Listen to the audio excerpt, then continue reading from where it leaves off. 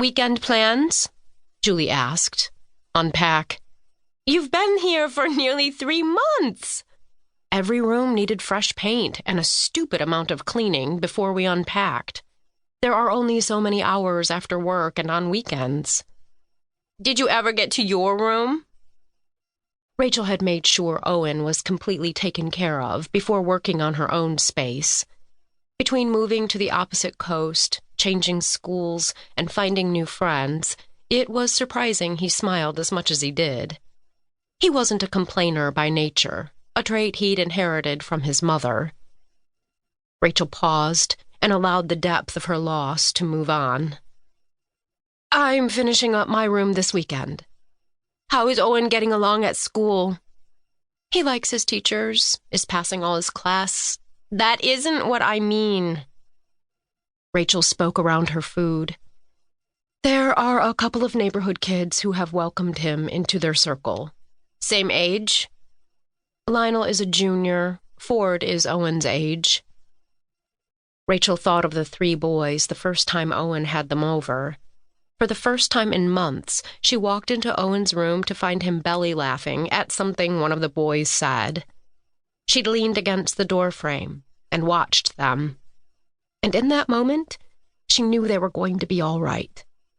I don't know how you do it. Julie finished her soup and nibbled on the bread that came with it. I can hardly take care of myself. You'd figure it out if you had to. Instant mom, changing your home, your job. Same kind of job, different company. Julie glanced at the man behind her who bumped into her chair while trying to climb into his. When was the last time you went on a date? Rachel glared. Are you going to ask me that question every week? Yes, I am. You're too young to be hanging it up in suburbia alone. I'm not alone. Rachel glanced at her watch and stood. You have to promise me the first time Owen stays over at his buddy's, you're calling me and we're going out. You've been in the city for a season, and my guess is you've only seen the streets on your commute and the few blocks we walk to find lunch. Julie was right.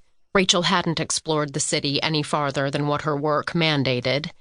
A shame, really, but not something she could help. You'll be the first to know.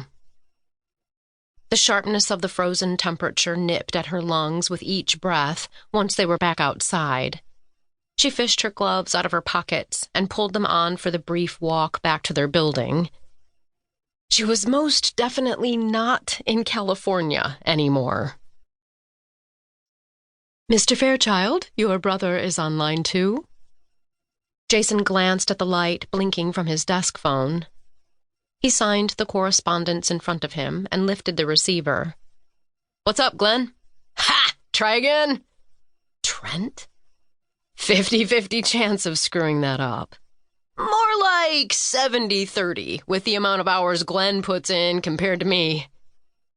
It was nice having his youngest brother back with the company, even if it was only a couple of days a week, when he wasn't gallivanting over the globe with his wife and humanitarian efforts.